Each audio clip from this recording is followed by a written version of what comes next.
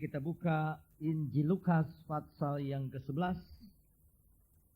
Injil Lukas pasal yang ke-11, kita membaca ayat 24 sampai ayat 26. Apabila roh jahat keluar dari manusia, ia pun mengembara ke tempat-tempat yang tandus mencari perhentian.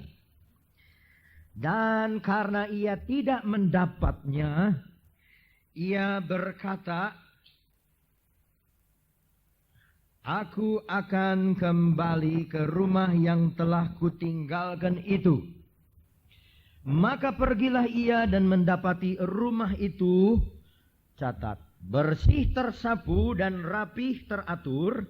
Lalu ia keluar dan mengajak 7 roh lain yang lebih jahat daripadanya, dan mereka masuk dan berdiam di situ. Maka akhirnya keadaan orang itu lebih buruk daripada keadaannya semula. Dalam perikop ini, Yesus Kristus sedang berbicara mengenai seorang anu. Tidak disebut lelaki atau perempuan, tidak disebut dia orang tua atau muda, tidak disebut dia kaya atau miskin, hanya dikatakan orang itu. Saudara-saudaraku, kenapa tiba-tiba kita baca ayat 24 apabila roh jahat itu keluar dari manusia? Ini tidak bisa dipisahkan dari ayat-ayat sebelumnya, dari ayat 14 sampai ayat 23. Yesus mengusir Baal-zebul.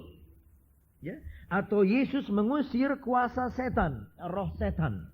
Saudara-saudara sekalian, seorang yang menerima Yesus sebagai juru selamat, dia seolah-olah digambarkan oleh Yesus, roh jahat keluar dari dalam orang itu. Amin, saudara-saudara. Dan kalau roh jahat keluar daripada orang itu, maka saudara-saudaraku, hidup orang itu sudah kosong. Tidak ada lagi roh jahat di dalamnya. Tetapi disinilah kesalahan banyak orang Kristen. Ketika dia sudah dibersihkan dari roh jahat, maka rumah hatinya tidak diisi oleh pemilik yang baru. Sehingga hatinya menjadi no man's land. Satu tanah yang tidak berpenghuni. Satu tanah yang tidak berpemilik. Rasul Paulus katakan dalam 1 Korintus 3 ayat 16, 1 Korintus 6 ayat 19, "Tidak tahukah kamu bahwa tubuhmu adalah rumah Allah dan Roh Kudus diam di dalam hatimu?" Jadi tubuh kita adalah harus menjadi rumah Allah, harus menjadi tempat di mana Roh Allah atau Allah tinggal di dalam hati kita. Nah, disinilah persoalannya. Banyak orang sudah senang, haleluya, puji Tuhan, ketika Yesus datang dalam hidupnya, roh jahat sudah keluar. Tetapi saudara-saudaraku, dia tidak biarkan Tuhan menjadi tuan di atas hidupnya. Dia, saudaraku, mempunyai hidup beragama yang teratur. Dia membawa Alkitab yang teratur. Dia masuk ke gereja secara teratur. Dia menjadi orang beragama yang teratur. Dia mempunyai pakaian yang teratur. Tata cara ibadat di gereja yang teratur. Bukan berarti tidak teratur itu baik, tidak. Tetapi salahnya apa? Salahnya dia tidak izinkan firman Allah, Roh Kudus, Yesus itu berperan di dalam hidupnya, di dalam hatinya. Saudara baca ayat 24. Setelah roh jahat itu keluar, dia beredar-edar ke tempat yang tandus. Nggak dapat tempat, dia nggak betah di situ. Dia beredar-edar, dia berputar-putar. Ya, sini nggak betah, di situ nggak betah. Dia masuk di kolong jembatan, ya nggak betah. Saudaraku, dia masuk di bawah pohon beringin, ya nggak betah. Di sana nggak betah, di gunung sini nggak betah. Dia sungguh sana nggak betah. Dia bilang, saya mau kembali aja ke rumah saya yang dulu. Masih dianggap rumahnya.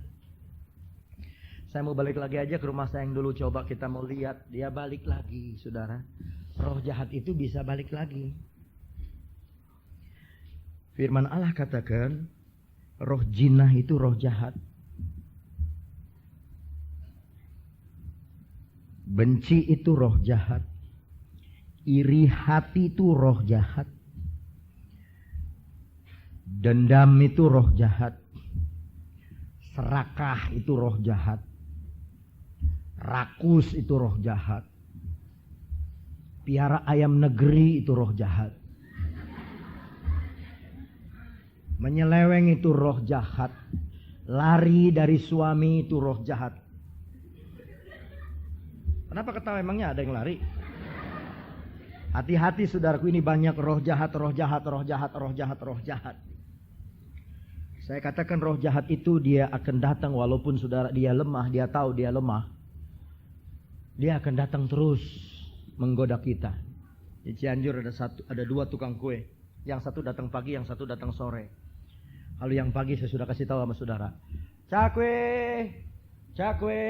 Kalau saudara yang pernah ke gereja Cianjur persis di depan garasi dia bilang, cakwe neng. Kami di keluarga berkata, moal. Moal itu bahasa Perancisnya untuk tidak. Moal. Dia bilang moal, dia pergi.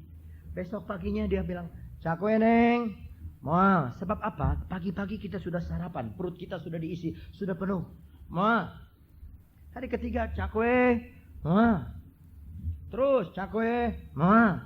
Pada satu kali saudara-saudara, perut kami kosong, belum makan pagi. Cakwe. Kita mau bilang moal, perutnya bunyi kosong, lapar. Kita panggil, berhenti, kita beli. Sore. Dodongkal neng, dodongkal di belakang saudara, dodongkal. Ibu saya teriak, moal, tante, dodongkal, tante, moal, pere, pere. Besok sore datang lagi, dodongkal, orok, orok, dodongkal, moal. Satu kali ibu saya belum minum kopi, belum makan kue, dodongkal. Dia nggak jawab moal, dia ke belakang, saudaraku, dia buka pintu. Coba lihat, dia beli. Iblis lebih rajin dari tukang cakwe. Roh jahat lebih rajin dari tukang dodongkal. Tiap hari dia nawarkan, cakwe, cakwe sakit hati, cakwe menyeleweng, dodongkal, dendam kesumat, kesel, merekedeweng, semua dia tawarkan. Inilah roti manis penyelewengan, permen karet penyelewengan, indah sekali. Ayo, ayo, beli, beli. Kalau saudara penuh dengan firman Allah, Yesus tinggal dalam hati saudara, dan hati saudara penuh dengan Roh Kudus, saudara akan berkata, tidak. Amin. Tapi kalau kosong, kalau firman Allah tidak ada, yuk kita nyeleweng yuk. Ayo. Yuk kita ke sana yuk, nggak ada yang lihat, nggak ada apa-apa. Ayo. Satu kali saya ajak kawan anak saya, Revi. Ayo Rev, kita naik motor. Revi tingginya sudah 166, 167, umur 12 tahun kurang 2 bulan. Mari, dia pakai helm, saya sudah masuk kepalanya. Jaket saya sudah masuk di badannya. Ayo kita naik motor berdua pakai helm. Jalan-jalan ke Cipanas. Di Cipanas saya kaget, saya lihat satu wanita. Dia tidak kenal saya sebab saya pakai helm. Sampai sarung tangan semua saya pakai. Jadi cuma mata aja yang kelihatan. Ini wanita saya biasa kenal di persekutuan-persekutuan luar di Jakarta. Dia banyak memimpin puji-pujian. Dia banyak bersaksi. Dia banyak main gitar. Dia banyak bakat. Saudara-saudara, anak 2, suami 1. Tetapi saat itu dia lagi bertuntunan dengan pria yang lain. Underarm. Ketawa-tawa. Aduh, saya bilang, duh Tuhan, saya nangis. Saudara-saudara, kalau melihat hal yang demikian, kita nangis. Tuhan, kok sampai begini? Saya tahu dia lagi kosong. Dia tidak ada firman Allah di dalam hatinya. Dia tidak ada Roh Kudus di dalam hatinya. Dia tidak mengalami Yesus yang benar di dalam hatinya. Dia kosong. Kalau berisi, kalau ada Tuhan, tidak mungkin dia berbuat demikian. Kalau ada firman Allah dalam hatinya, kalau dia cinta kebenaran lebih daripada saudara-saudaraku dosa, kalau dia cinta Yesus lebih dari segala sesuatu, tidak mungkin dia menyeleweng. Saudara-saudara, itu sebabnya saya tergerak untuk bawakan ini. Itu setan dia balik lagi. Setan balik lagi. Ketika balik dia lihat rumah itu bersih, tersapu, rapi, teratur. Saya mau kasih tahu, setan ini senang dengan yang bersih. Dia senang mengganggu orang bersih. Buat apa dia ganggu orang yang suka pasang forecast? Udah dia punya teman. Buat apa dia ganggu orang yang suka ke night club? Itu dia punya CS, saudara-saudara. Buat apa dia berkawan dengan orang yang menyembah berhala? Buat mengganggu orang yang menyembah berhala? Buat apa dia, saudara-saudaraku, mengganggu orang-orang yang sudah kotor? Buat apa?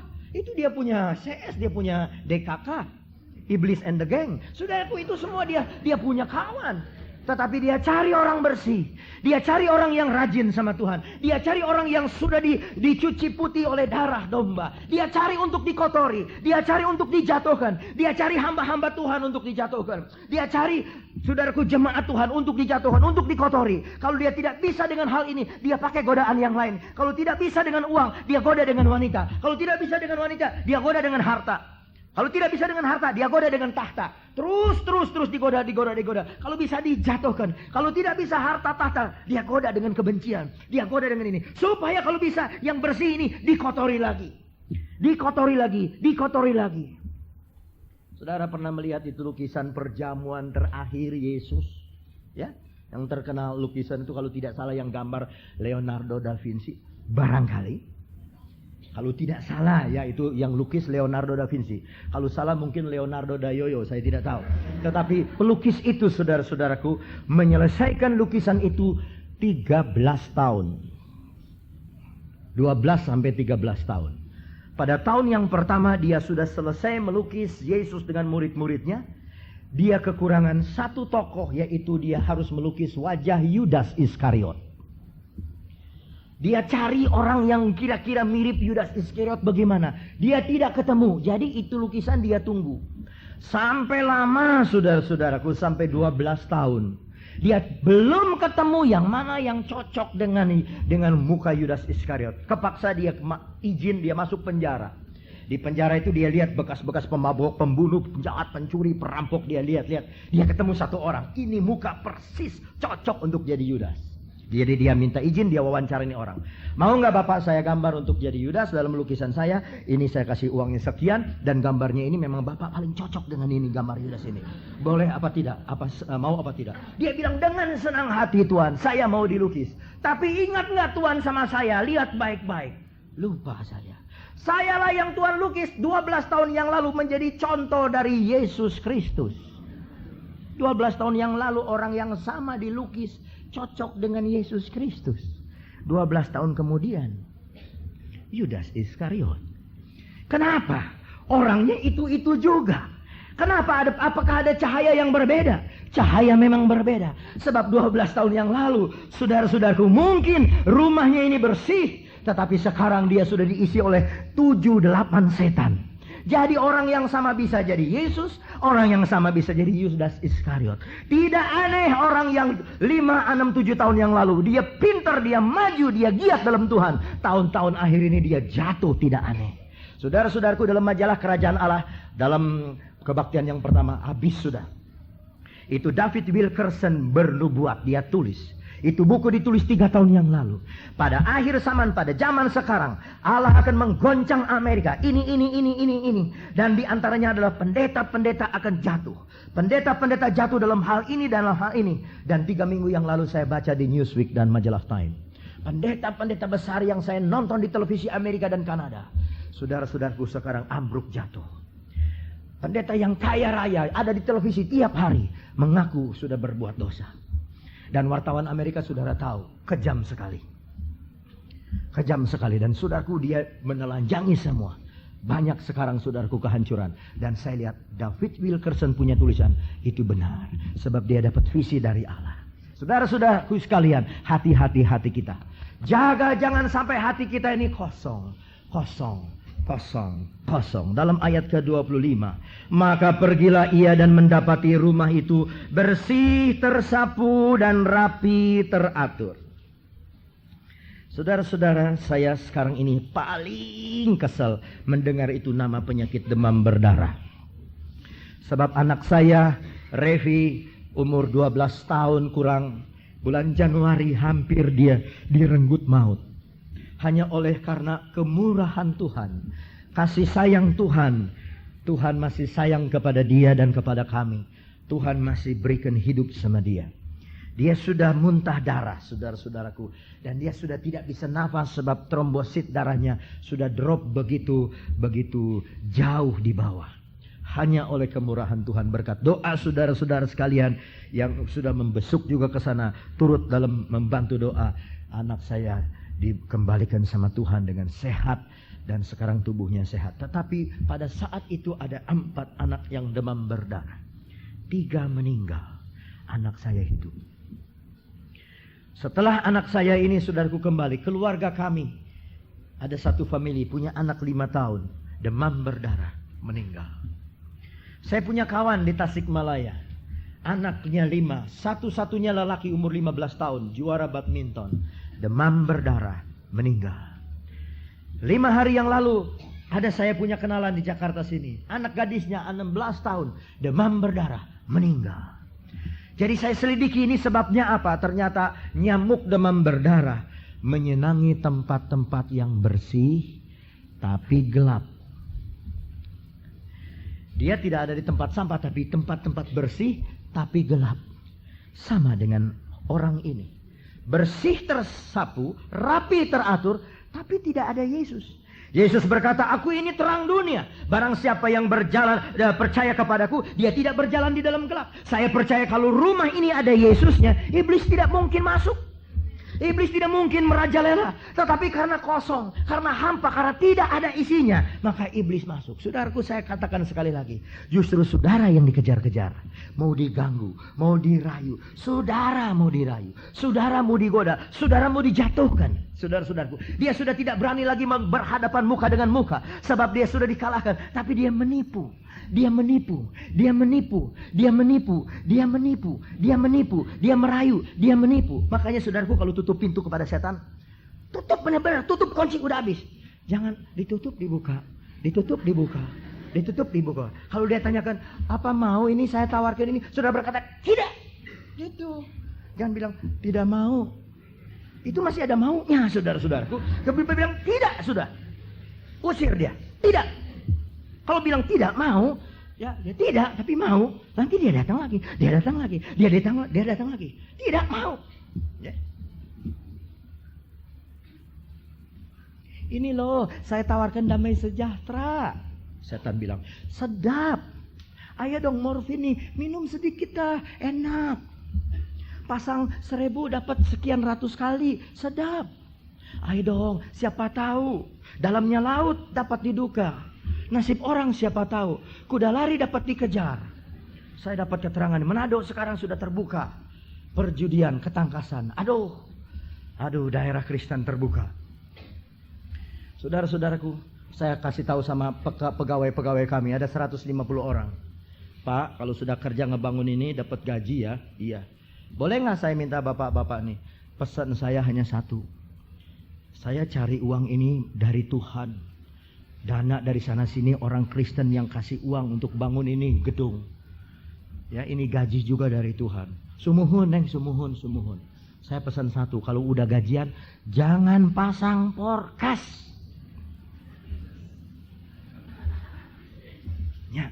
Mangga. Syukur. Nanti rezekinya Tuhan kasih berkat kalau nggak pasang porkas. Sebab saya kesel beberapa waktu yang lalu di bangunan ada tulisan BCKL, ABCK, ABCD, BDAC. Itu kode porkas. BODO. Ya, jadi saudara-saudara, ya saya katakan jangan beli porkas. Ayo dong kita santai-santai yuk. Santai. Ya. Pasti sedap, pasti enak dah ikut kita. Dia acaranya udah Yahud dah. Apalagi kaum muda sekarang. Ayo udah ikut kita deh. Pasti sip deh. You udah yakin sip? Sip. You tahu dari mana? Di radio. Dari radio. Mereka dapat dari radio. Kita dapat dari firman Allah. Amin, saudara. Haleluya. Bersih, tersapu, rapi, teratur. Tapi tidak ada isinya. Orang Amerika punya peribahasa. Hanya truk yang kosong. Yang kalau lewat ribut bunyinya. Demikian juga kalau rumah tangga ribut. Saya mah udah nggak. Kalau suami sama istri ribut. sampai cakar-cakaran sampai ribut. Lapor sama saya, udah ribut nih, udah kosong.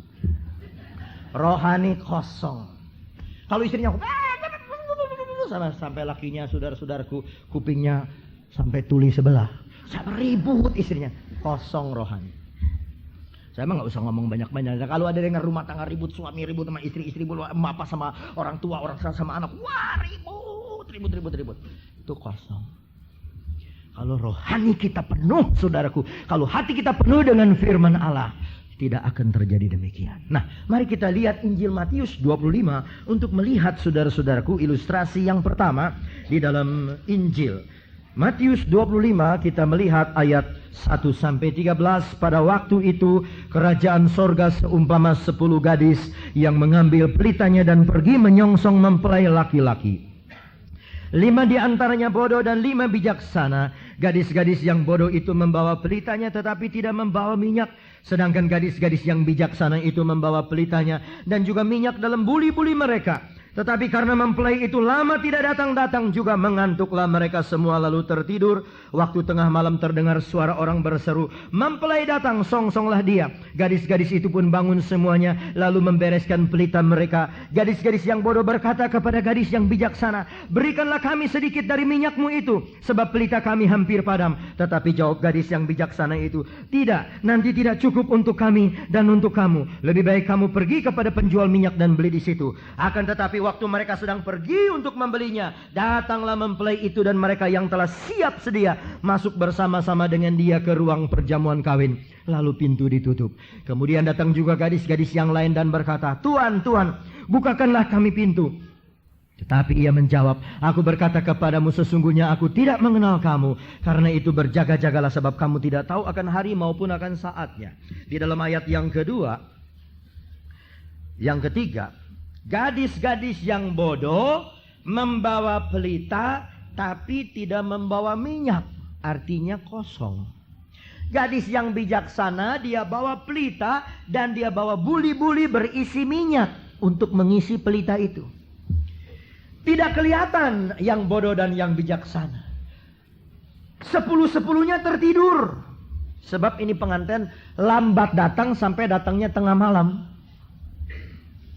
Saudara-saudaraku, ini tengah malam dosa sekarang.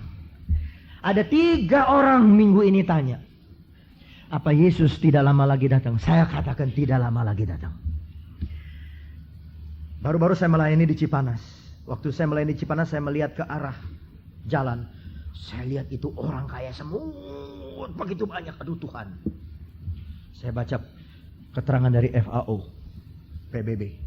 Pada tahun 2000, kalau kita ketemu tahun 2000, persediaan jagung sudah tidak cukup untuk manusia di dunia. Hanya bisa mencukupi separuhnya penduduk dunia, persediaan jagung dunia.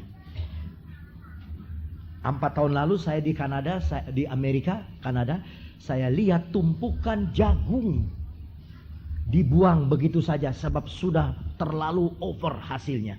Sudah diekspor kemana-mana, sudah dikirim ke negara-negara miskin, sudah dikirim kepada negara-negara yang berkekurangan. Masih ada sisanya, bukit jagung. Tapi tahun 2000 katanya separuh umat manusia tidak bisa dikasih makan oleh jagung. Jagung itu yang ketiga, yang pertama gandum, yang kedua beras, yang ketiga jagung. Jagung saja sudah nggak bisa cukup. Itu manusia begitu banyak. Jadi ini adalah gelap. Zaman gelap dosa. Zaman gelap dosa. Zaman gelap dosa. Zaman gelap dosa. Yesus mau datang kembali. Nah 10-10-nya yang pintar sama yang bodoh tidur. Ketiduran. Gereja yang bijaksana dan gereja yang bodoh ketiduran sama-sama. Tetapi waktu mempelai datang, semuanya bangun. Yang bodoh dan bijaksana semua bangun. Semua menyongsong. Tetapi ada bedanya. Yang bijaksana itu ada isi. Dia pasang pelitanya menyala. Terang, sebab mereka adalah anak-anak terang. Sebab ada isi. Tetapi yang bodoh ini, dia pasang berkali-kali, tidak menyala, sebab kosong. Nah, orang yang tidak punya minyak itulah yang disebut bodoh. Jadi saya katakan orang yang rohaninya kosong, menghadap menyongsong kedatangan Yesus, ini harus hati-hati. Bagaimana kita dengan hati yang kosong kita mau mengharapkan kedatangan Yesus? Saudara tahu tebalnya pintu? Saya ukur-ukur tebal pintu yang paling tebal di mana. Kira-kira pakai 10 cm dah tebal pintu. Semuanya dekat pintu. Tapi beda. Yang satu di luar, yang bodoh. Yang sudah bijaksana, yang di dalam. Ada nyanyian kuno pada tahun 35-an sampai tahun 40. Lagu Pantai Costa kuno. Satu pintu saja yang berpihak dua. Dalam dan luar di manakah kau? Satu pintu saja yang berpihak dua. Ku telah di dalam, di manakah kau? Satu pintunya, tapi pihaknya dua. Di dalam dan di luar. Aku telah di dalam, engkau di mana? Yang pintar di dalam, yang bodoh di luar. Hanya satu pintu. Yesus berkata, aku inilah pintu. Siapa yang masuk melalui aku akan terpelihara kelak. Ada orang yang bilang, saya ini kenal Yesus, saya hidup dekat Yesus. Dekatnya mah dekat, tapi di luar. Dekat mah dekat, tapi di luar. Ya. Saya sudah ada tadi, kira-kira 5 menit sebelum khotbah saya sudah ada di luar. Cuman supaya tidak mengganggu, jangan saya masuk, sebab kalau nanti masuk orang lihat sama saya. Tuh si Awan tuh jelek baru datang. Nanti orang lihat sama saya. Jadi saudara-saudara, saya tunggu dulu sampai sembahyang. Saudara-saudaraku, saya sudah ada, tapi di luar. Banyak orang Kristen dekat sama Tuhan, tapi di luar. Ayo kita baca lagi. Baca lagi. Wahyu 3 di belakang, Wahyu 3. Wahyu 3 ayat 20. Wahyu pasal 3 ayat 20. Kita baca. Lihat, aku berdiri di muka pintu dan mengetuk. Jikalau ada orang yang mendengar suaraku dan membukakan pintu, aku akan masuk dan mendapatkannya. Dan aku makan bersama-sama dengan dia, dan ia bersama-sama dengan aku. Kata lihat dalam bahasa Indonesia lama, tengok. Saya mau kasih ilustrasi. Pintu zaman dulu orang Yahudi tidak ada handle-nya dari luar. Polos saja. Ini pintu tidak ada pegangannya dari luar, polos. Dari dalam ada alat untuk membuka pintu, tapi dari luar polos. Dan Yesus tidak memaksa seseorang, dia hanya berkata, tengok. Aku berdiri di muka pintu. Di atas pintu kiri kanan ada satu jendela kecil di mana orang bisa naik dan dia buka untuk menengok siapa yang ketok pintu rumahnya. Dan dia hanya bisa mengetok pintu. Dia tidak bisa membuka sebab handalnya dari dalam. Saudara-saudaraku, malam hari ini Yesus mengetuk pintu hati saudara. Jangan sampai hati saudara rapi, teratur, bersih, tersapu, tetapi tidak ada Yesus. Tengok, aku mengetuk pintu. Siapa yang mendengar suaraku dan membukakan pintu. Banyak orang dengar suara Tuhan tapi hatinya keras, tidak mau buka pintu. Udah puluhan kali dengar firman Allah, bawelnya tetap bawel. Adatnya tetap begitu adatnya. Kasar sama suami, kasar. Di depan tamu makin suami. Aduh, saya rasanya pengen kasih miswa aja sama orang begitu, saudara. Ya, ada suami-suami juga yang keterlaluan sama istri, ada anak-anak kurang ajar sama orang tua. Sudah dengar firman Tuhan, mah dengar firman Tuhan. Dia nanti sopannya apa kalau di depan pendeta? Kalau di depan pendeta sopan. Iya. Begitu pendeta nggak ada, wah, aduh, saudara-saudara, kapan hati saudaramu dibuka untuk Tuhan? Coba kalau Tuhan Yesus masuk dalam rumah saudara, apa kira-kira saudaramu bawel? Coba kalau Yesus masuk dalam pintu dalam rumah saudara, apa saudara-saudara kira-kira mau bawel? Paling-paling saudara ambil plester, saudara plester mulut saudara supaya nggak ngomong, takut salah kan ada Yesus. Jangan sampai hati kita kosong. Jangan sampai rohani kita kosong, saudaraku. Karena sibuk. Hati kita tidak dijaga, hati kita kosong. Satu anak kecil, anak sekolah minggu, mau ke gereja minggu pagi. Tiba-tiba pegang perutnya, mami, sakit perut, mami. Yaya sakit perut. Maaf yang namanya Yaya. Yaya sakit perut, mami. Maminya bilang, itu tandanya Yaya punya perut kosong. Coba isi makanan sesuatu supaya nanti rada enakan. Iya mami, dia makan biskuit, dia makan bubur hangat. Betul saudaraku, baik itu, dia tidak sakit lagi. Dia pergi ke sekolah minggu. Gurunya sekolah minggu itu, tantenya, dia lihat lagi pegang-pegang kepala. Itu anak polos, dia tanya, tante kenapa pegang kepala? Tante punya kepala sakit sayang. Itu tandanya tante punya kepala kosong. Isi sesuatu nanti lebih enak rasanya, katanya. Langsung itu guru bilang, iya enggak, udah baik. Saudara-saudaraku, kadang-kadang kepala kita kosong. Kadang-kadang hati kita kosong. Dan justru iblis datang pada waktu kosong. Dia datang pada waktu kosong. Tidak ada pencuri datang untuk memberitahu dulu. Permisi Pak Yus.